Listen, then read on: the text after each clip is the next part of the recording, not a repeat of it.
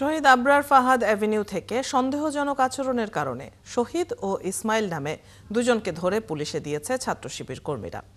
এই বিষয় সহ পারিপার্শ্বিক নিরাপত্তার প্রসঙ্গে জানাবেন সহকর্মী সুমন তানভীর। সুমন, এখন কি পরিস্থিতি দেখছেন সেখানে জানাবেন। পুলিশ কি বলছে, দুজন যে ধরা পড়েছিল তাদের ব্যাপারে আপডেট, পাশাপাশি নিরাপত্তা পরিস্থিতি সম্পর্কেও জানবো আপনার কাছ থেকে।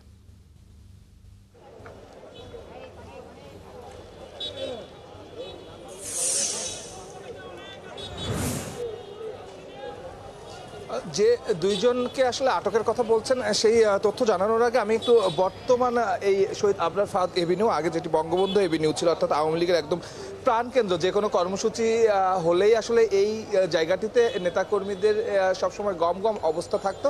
সেই জায়গাটি 5 আগস্টের পর থেকে আসলে এই ভবনটি অনেকটাই পরিত্যক্ত হয়ে গেছে। তবে আজকে এই আওয়ামী লীগের কার্যক্রম যখন ঘোষণা হয়েছে, তারপর আমরা সকাল থেকেই দেখছি যে একদম ব্যানার নিয়ে ছাত্র শিবিরের যারা কর্মী আছেন তারা এখানে অবস্থান নিয়েছেন। তবে কিছুক্ষণ আগে, অর্থাৎ ঘন্টাখানিক আগেই কিন্তু আমরা দেখলাম যে ভেতরেও আসলে তারা প্রবেশ করেছেন। এখানে জুলাই যারা যোদ্ধা আছেন সেই মঞ্চেও কিছু নেতাকর্মীরা এসেছেন, তারা ভেতরে প্রবেশ করেছেন। আমরা কিন্তু এই যে রায়ের তারিখটি ঘোষণা হলো তার আগ পর্যন্ত কিন্তু সবাই বাইরেই অবস্থান করছিলেন, আমরা দেখছিলাম। কিন্তু রায়ের তারিখ ঘোষণার পরেই কিন্তু তাদের ভেতরে একটি উত্তেজনা বলেন কিংবা আনন্দ বলেন, সেই উল্লাসে তারা আসলে সবাই ভেতরে ঢুকে গেছেন। এবং এখনও এই কার্যালয়ের আসলে যে অবশিষ্ট অংশটুকু আছে, আপনি দেখছেন যে ধোঁয়া উঠছে, উপরে গিয়ে আসলে তারা একটু আগুনও জ্বালিয়ে দিয়েছে আমরা জানি। এবং যে প্রতিকৃতিগুলো আছে সেই প্রতিকৃতিগুলো, শেখ মুজিবুর রহমান সহ অন্যান্য যে প্রতিকৃতিগুলো আছে সেগুলোও কিন্তু আমরা দেখছি যে তারা ভাঙার চেষ্টা করছেন। এবং এখনও ভেতরে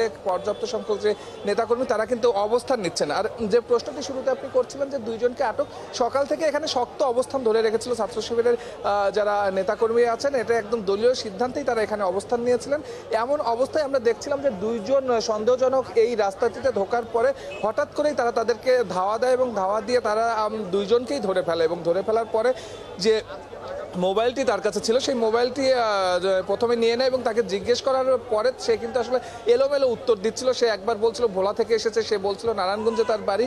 সেই সব বিষয়গুলো যখন এলোমেলো লাগছিল তখন তার মোবাইল যাচাই করে আসলে দেখা যায় সে একটি হোয়াটসঅ্যাপ গ্রুপে কন্টিনিউ আসলে চ্যাটিং করছিলেন। এবং যে হোয়াটসঅ্যাপ গ্রুপ দিয়ে ছাত্র শিবিরের যারা আছেন তারা দাবি করছিলেন যে সারা ঢাকা শহরে যে নাশকতাগুলো ঘটানো হচ্ছে, অর্থাৎ আমরা বিগত 2-3 দিন হলেই দেখছি সেই নাশকতার একজন সক্রিয় সদস্য এই যে যাকে ধরা হয়েছে তিনি, এবং তার সঙ্গে যিনি ছিলেন তিনিও। আর সার্বিক পরিস্থিতি যেহেতু আমরা জানি যে সকাল থেকে ঢাকার বিভিন্ন পয়েন্টে আমরা ঘুরছিলাম, মোটামুটি আইন শৃঙ্খলা অবস্থা কিন্তু আসলে যে শঙ্কা, যে আতঙ্ক মানুষের মনে ছিল সেরকম কোনো কিন্তু ঘটনা এই যে বঙ্গবন্ধু এভিনিউয়ের সামনে দুইজনকে আটকের বিশৃঙ্খল ঘটনা ছাড়া আমরা সেই অর্থে কিন্তু কোনো বিশৃঙ্খলা কিন্তু আসলে পাইনি এখন পর্যন্ত।